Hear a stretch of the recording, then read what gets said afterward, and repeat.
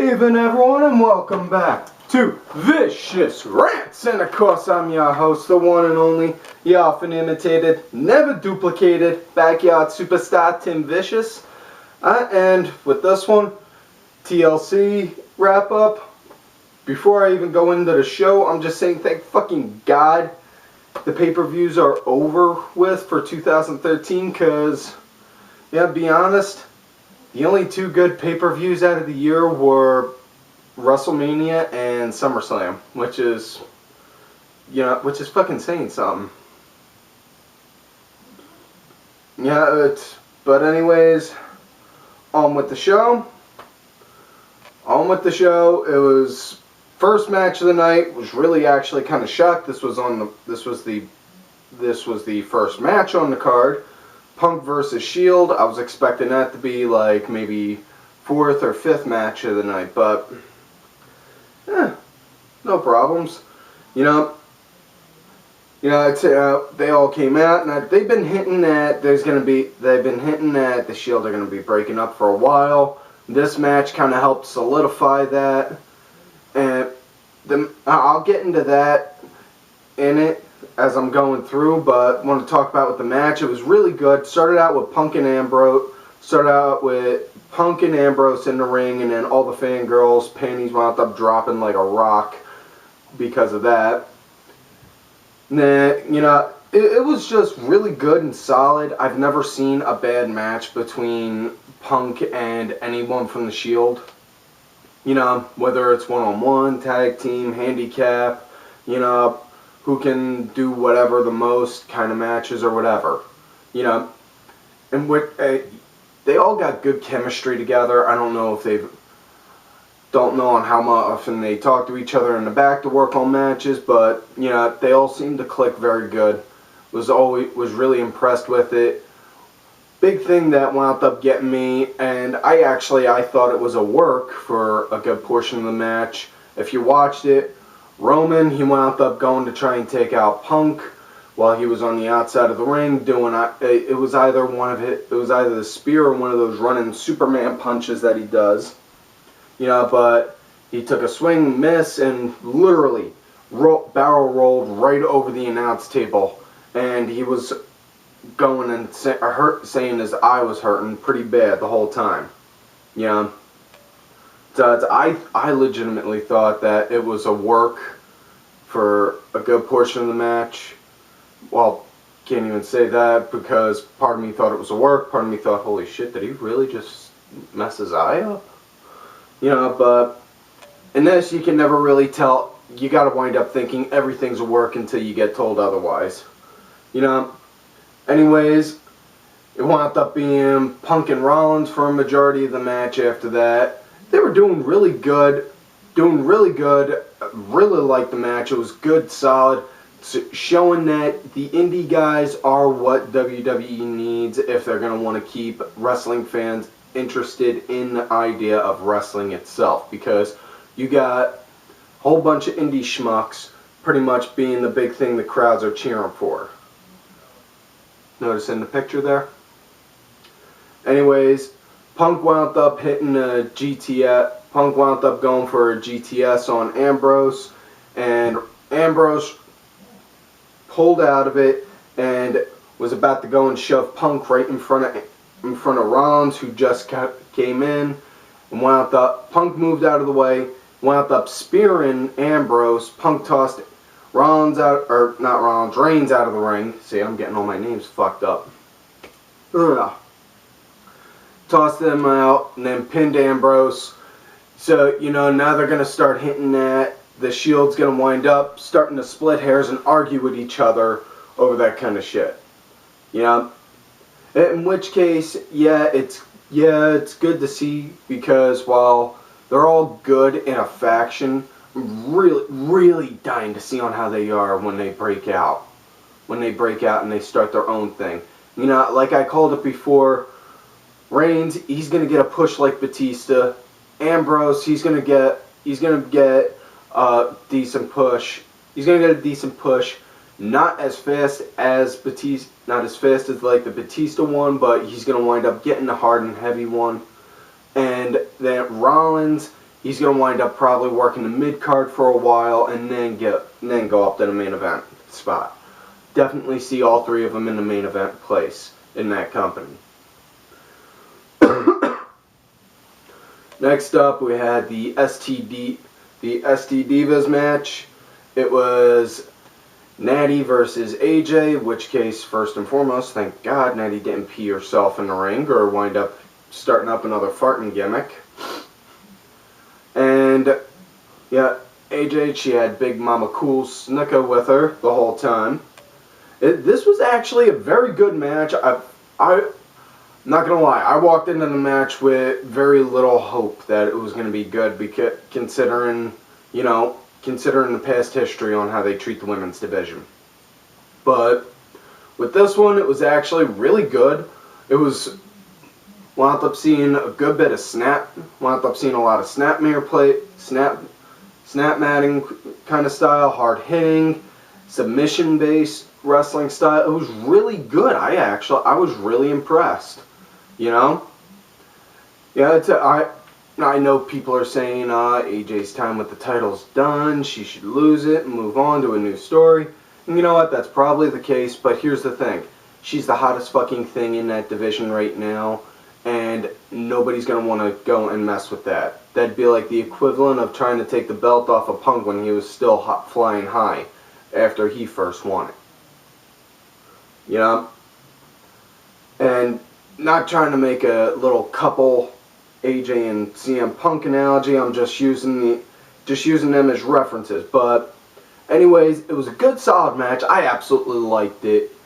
AJ wound up getting the win. She got the Black Widow in, and to all the fanboys out there, all I can say is, how can you really not like that move, considering that the girl has to actually tap out by putting her hand on AJ's ass?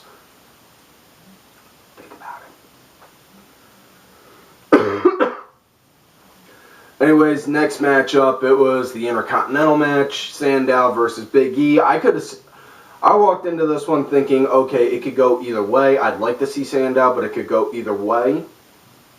And yeah, I'm really impressed with how they've been having Sandow go since he wound up losing with his Money in the Bank match, because he's showing a lot more of a hard-hitting kind of style. He's not cutting as many promos as he was, especially with the silence thing, which is kind of a shame, because I've been a Sandow mark since he came on the scene, and I absolutely loved when he would do that. That and yell, "You're welcome," right at the end. But Big E, I'm really impressed with, because for a guy about maybe 290, he moves around really good for maybe a guy that's 250, 260.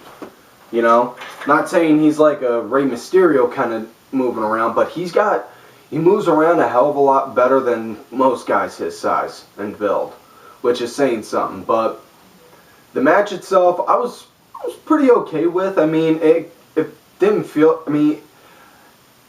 These three matches right here this was the best way to start the show. It had three stellar matches, all back to back with each other. You didn't spend a whole lot of time talking about showing videos or promos about this person got this one angry, this one's trying to get back at this one, or anything like that. No, you just went and said, well, this person's got a match. This person's fighting this guy. And they did this, and that's all you did. You brought it up on the mic. You don't need to show videos, Anyways, Sandow almost got a near win. Yeah, Big E, he wound up hitting the big ending, picked him up, big ending, got the 1, 2, 3. Big E won. I'm really looking to see where they go with him on this, because he could be a main event guy. It's just I gotta wait and see on how it goes. Next up, it was the Fatal 4-Way Tag Match. Cody and Goldust, Usos, Rey and Big Show, and the Real Americans. My big disappointment first off was no Zeb Coulter opening promo. Always like hearing Zeb badmouth badmouth the crowd. Secondly, why is it that all of a sudden, randomly, that Rey and Big Show are now tag teaming? And thirdly, if it's a fatal 4-way tag match, all four tag teams should be in the ring at the same time. I mean, that's on how it was when I grew up. It's on how it was when I grew up during the Attitude Era. You know, I mean, they had to change the rules so that way, saying that tag partners can't pin each other. But another thing that I always like seeing is, if you're going to have the title change hands that night during like a fatal 4-way or 3-way dance or whatever, you know, what you should do, have the champions themselves first get eliminated. Just so that way you can build up hype on the idea of, oh my god, they lost. We're going to have new champions. Whoever's going to win this is going to walk out as the new champions, you know, something like that. That would make more sense. You know, anyways, Americans wound up, Swagger and Cesaro wound up getting taken out first. I was actually kind of disappointed on that because, you know, face facts, the way that they're going with the crowds now, the Real Americans are actually getting legitimately over with the crowd. Not because they're doing a hero save or because they're doing their classic heel 101 bits. No, they're just getting legitimately over. And that's what it is. But yeah, but they got eliminated first. Yeah, I was mad on that. The Usos got eliminated. To which I say, okay, cool. Because I say it all the time, anytime they're ever on a match. I do not like them. I do not see them as a legitimate tag team. Aside from the fact that they've been jobbing for so long, they don't do anything that's impressive to make me consider them as a serious tag team.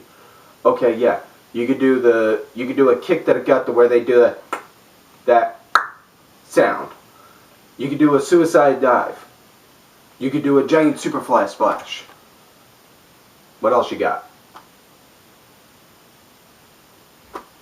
Yeah. You know, anyways, after that, it was Ray and Show versus Cody and Goldust. That was pretty good and solid right there. You know, and see, Ray and Cody have good chemistry, especially since their feuds that they had back in the day. You know, in which case, I don't know about Cody, but if I was him, I'd still probably hold a little bit of a grudge on him, just because of the fact that his knee brace wound up breaking my nose. But yeah, that's just me. Anyways, it was actually really good seeing Ray and Cody in the ring because way Cody's been moving lately, he's been doing a lot of counters and reversals and a lot of surprise shots right out of nowhere.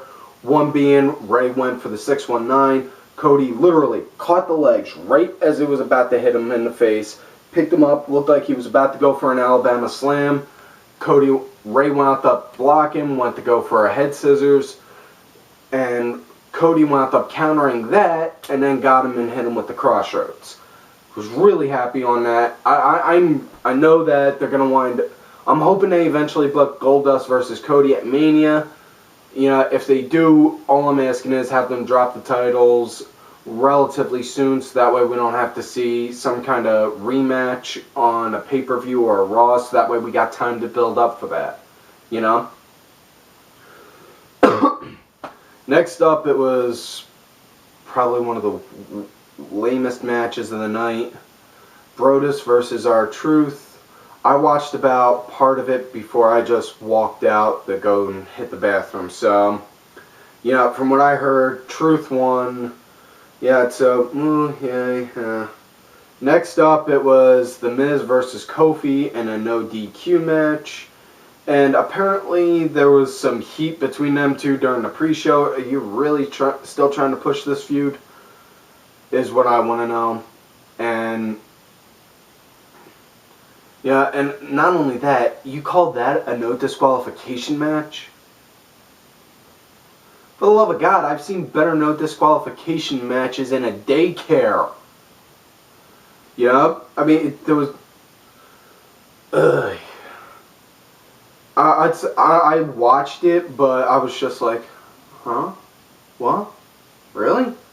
You know, Kofi got the win. He hit the SOS kick on him, on Miz. It's all well and good. I mean, they had a better feud going back when they were fighting over the title. Back when they were fighting over the Intercontinental title. You know, it's this feud now, though, it's just bullshit.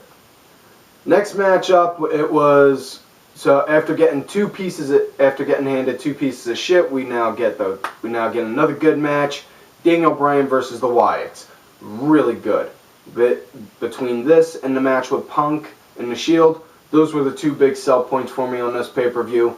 You know, really liked seeing this one, especially with the build-up that they've been given for the Wyatts with Bryan. You know, and I've said it before, the Wyatt family, the best character-driven wrestlers that WWE have. You know, they just go so smoothly over anything.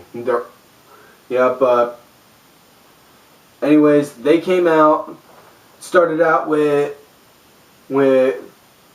Harper and Bryan, I believe, if memory best serves.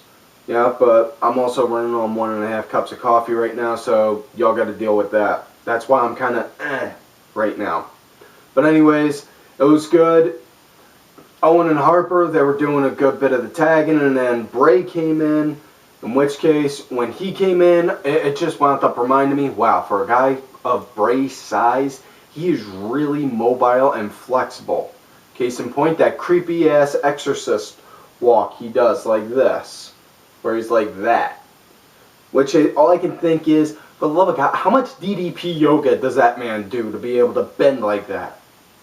Either that, or that man just has like some kind of hypermobility disorder that he uses to his advantage. You know? It was a really nice, good, solid matchup. It was, you know, a lot of good offense and defense on both ends. You know, was really impressed with it. Always impressed when I go and see the Gator roll like I did. Because, you know, like my boy Axel Mulligan wound up saying on his blog, you know, even though it looks relatively easy, that is a very hard maneuver to pull off because you got to watch where you are in the ring, and who's around you, so that way you can, you know, like situational awareness, basically. Anyways, Wyatt's won the match. They just looked over, and then Bray just looked down over at Bryan like, see what you've made me do to you now? You know, kind of like one of those, it's a very nice and it's a very clean-cut, like, cult mentality kind of mindset for the character. All I can really hope is that Bray doesn't wind up actually thinking he really is his character if he's, you know, that he doesn't stay in character 24/7, you know? Yeah, next match of the night, it was the main event with Cena and Orton to unify the world titles, to which all I can really say is, really? Title unification? Chris Jericho invented that. You know? Just like Chris Jericho also invented that I just did. But anyways, it was actually nice seeing that both guys did not have their titles with them on that. Because, it just goes to, it helped add the feel like they did on Monday with, okay, you guys have to both give your titles, now we're going to put them up. You know, it was, for Cena and Orton, this was probably one of their, I don't even think it was one of their best matches. I mean, their 2005 and 2009 matches were a hell of a lot better. You know what I mean? But given the PG restrictions, it was fairly okay.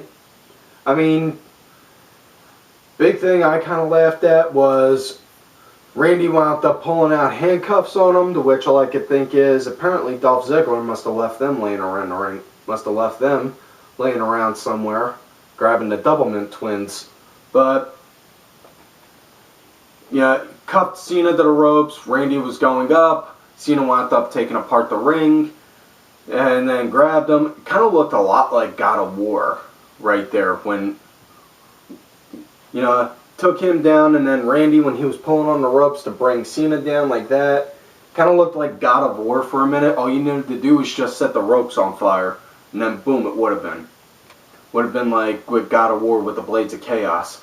But anyways, you know, for a table ladder and chair match. There was only there was only like 2 tables used. I was yeah, and the other table, the butt end barely broke. That's what it was. That's what I was disappointed on. You know? And anyways, it was a pretty okay match. I wouldn't say it was main event quality, but Randy wound up grabbing it. He stalled for like a minute or two for whatever reason. I don't know. You know, it looked like he was about to go and unbutton each belt off the wench until he eventually just unclipped the thing itself and grabbed them both while they were still hooked on the wench. Anyways, Randy won. Next thing you know, out comes Tripp, Steph, and Vince. Oh yes, Vince came out. And, you know, they all just looked and they were like, yeah, this is our champ now. Which hopefully would lead into something on Raw, but did not, because Vince wasn't even brought up or mentioned, and all they had was Triple H and Steph talk about the champion. Yeah. Anyways, goodbye 2013, fuck you 2013, and please let 2014 be better. Anyways, that's all the time for this. That's all the time we got for this one, so like on normal, don't forget to like the video, subscribe to the channel, go back, watch all the other episodes. Look for me on Twitter at Tim Vicious. Check out my backup, Tim_Vicious. You know, check out my boy Axel Mulligan's blogs. He puts them out there on Facebook. Jose Skullmageddon. Excuse me, Jose Skullmageddon. He does video game reviews, wrestling. You know, good guys. Both are good guys to talk to. Also, make sure y'all look for Sinfully Sabrina. She, you know, like I said, she's helping raise funds. Sabrina, honey, like I said, once I can get the cash, I'll throw some your way to help you. You know. Also, don't forget, check out all of these cool ass cats right here on Twitter. My brother from another mother, James Belmont, JX2001. That Roxy Girl _ it's V bitch. James, Roxy, and Vicky all got their own YouTube pages. Make sure y'all check them out. I am Danny Sunday, Mucky Morris, Helen Robinson 82. Meow _cakes, Jerry Soriano, Team Custom Made, Cranky Asshole, Stacy Impact W Fan, Legion Lady Aaron, Legion of Nerds. Also, don't forget to check out the great King Ninja, Oliver Ben, and Mask Mark on Twitter as well. And like I keep telling y'all, you love me great, you hate me. Fuck yous.